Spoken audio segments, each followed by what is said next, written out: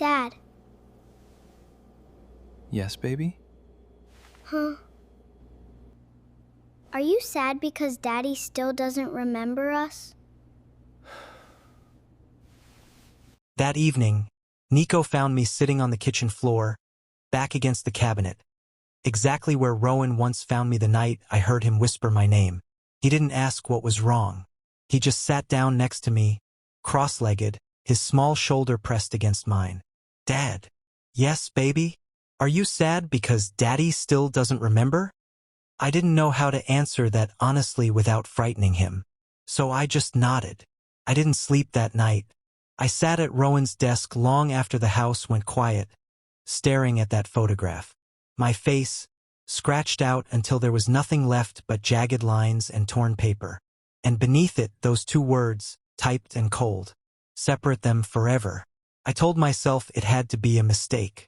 An old grudge. Some rival from Rowan's business who wanted to hurt him by hurting me. I almost believed it. Almost. Because the next morning, when I finally worked up the courage to ask Rowan about the ledgers I'd seen him hiding before the accident, he looked at me like I was speaking a language he'd never learned. What ledgers? He wasn't lying. I could see that much. Whatever he'd discovered, whatever had frightened him enough to make him ask me to let him go, it was gone. Buried somewhere in his mind he could no longer reach. I put the photograph back in the drawer. I locked it, and I decided, for the first time since he woke up, that I wasn't going to wait quietly for answers anymore. That decision brought me to Magnus. I'd met him only a handful of times before the accident, always in passing, always at some pack function where Rowan would introduce him the same way every time. This is Magnus. We grew up together. Magnus had a way of making you feel like the only person in the room. Warm eyes, an easy smile, the kind of calm that made you want to trust him immediately, the way you trust an old photograph before you know what's hidden underneath it. After the accident, Magnus became a fixture in our lives. He visited Rowan almost every day. He brought him old photographs from their childhood, told him stories about university, filled in the blanks of a life Rowan could no longer access on his own. I should have been grateful. For a while he's helping him remember who he is. I told myself, that's all this is. But there was something I couldn't ignore, even in those early days. Something small, something that, on its own, meant nothing. Magnus never once asked about me. Not how is Sora holding up. Not, does Rowan remember anything about his family? Not even simple, polite small talk. He asked about the company. He asked about old friends. He asked about a car Rowan used to drive in college. A professor who'd once failed him. A fight they'd had over some woman neither of them even remembered anymore. He never asked about Nico. He never asked about me. I told myself it was nothing. Some people simply weren't built for that kind of conversation. Some people were awkward around grief, around families, around things too personal to touch. I told myself that until the headaches started. Every time Magnus visited, Rowan would come away from their conversation holding his temple, eyes squeezed shut, breathing slow and controlled like he was trying to push through pain. Just a headache, he'd say. It happens sometimes. The doctors agreed.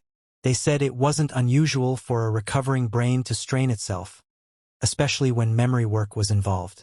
They told me not to worry, but I noticed the pattern. Rowan's headaches only came after Magnus visits. Never before.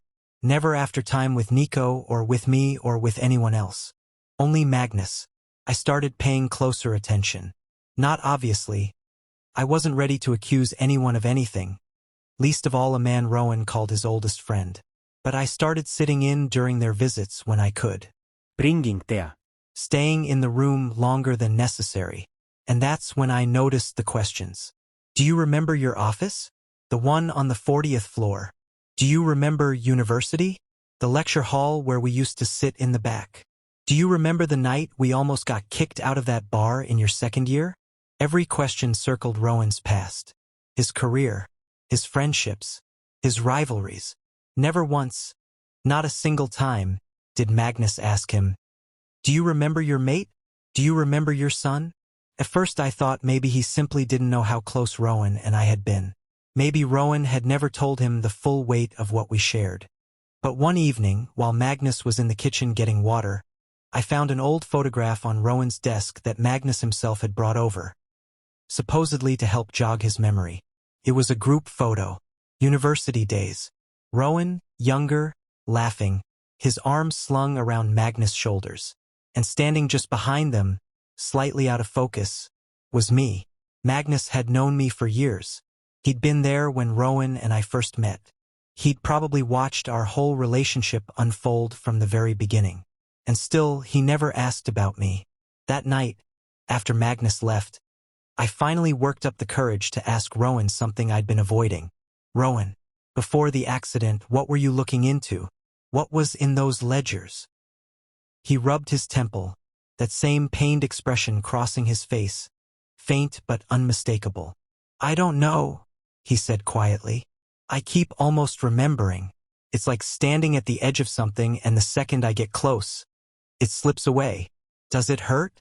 When you try, he nodded slowly. It's worse after I spend time with Magnus. I don't understand why. He's supposed to be helping me. I didn't say anything. I didn't have proof of anything yet. All I had was a pattern, a feeling, a wrongness I couldn't name. So I decided to look for proof myself. I went back to the ledgers. Rowan didn't remember where he'd hidden them, but I did. Or at least, I remembered the drawer where I'd found the photograph and the note. I searched every inch of his office that week, late at night after he and Nico were asleep, going through drawers, filing cabinets, old boxes in the closet. Took me 4 nights to find them. They were hidden behind a false panel in the bottom of his bookshelf, pages of handwritten notes, financial records, names I didn't recognize, all connected somehow to PAC leadership and succession law. I didn't understand most of it. Legal language, old traditions, clauses about inheritance and bonding rights that I'd never had reason to study. But one section I understood perfectly. It was underlined. Twice. An alpha's mate bond must be actively recognized by the alpha to remain legally binding under PAC law. In cases of memory loss, trauma, or incapacitation exceeding 1 full lunar cycle without renewed recognition, the bond may be challenged and, if unrenewed within the grace period, formally dissolved. I read it 3 times before the meaning fully landed. Rowan didn't remember me, which meant under PAC law he hadn't recognized our bond in months. Which meant our bond, the thing that made me his mate, the thing that gave me any legal standing in this PAC, in this family, in Nico's life, could already be close to expiring. I sat on the floor of that office until the sun came up, staring at that page, feeling something colder than fear settle into my chest. If the bond dissolved, I wasn't just losing my place beside Rowan. I was losing any legal claim to protect Nico, to make decisions for him, to stay in this house, this family, this life we'd built. And whoever had written that note, separate them forever, would get exactly what they wanted. Not through violence, not through some dramatic act of cruelty, through paperwork, through time, through nothing more than Rowan's silence.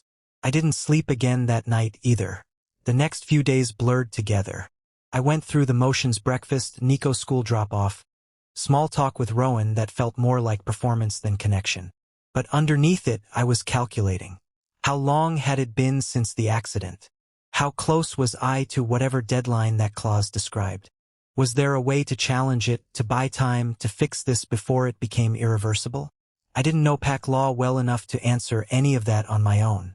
And the one person who might have known, who might have helped me understand exactly how much danger we were in, was the same man who never asked about me. I started to wonder if that was the point. If Magnus wasn't just failing to help Rowan remember me.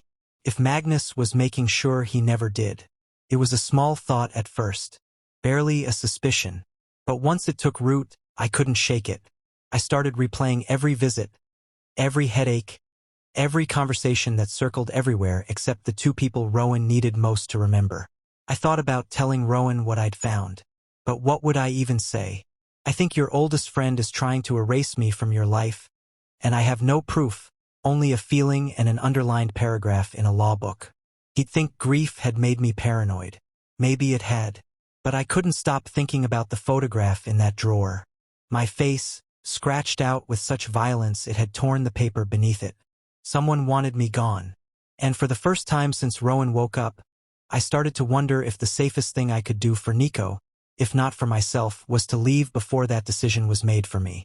I told myself I was only considering it, only weighing the possibility, the way you weigh any hard decision before you're ready to make it. But that night, after Nico was asleep and Rowan was in his study working through papers he no longer recognized, I found myself standing in our bedroom closet, staring at an old suitcase. I told myself I was just thinking it through, just being practical.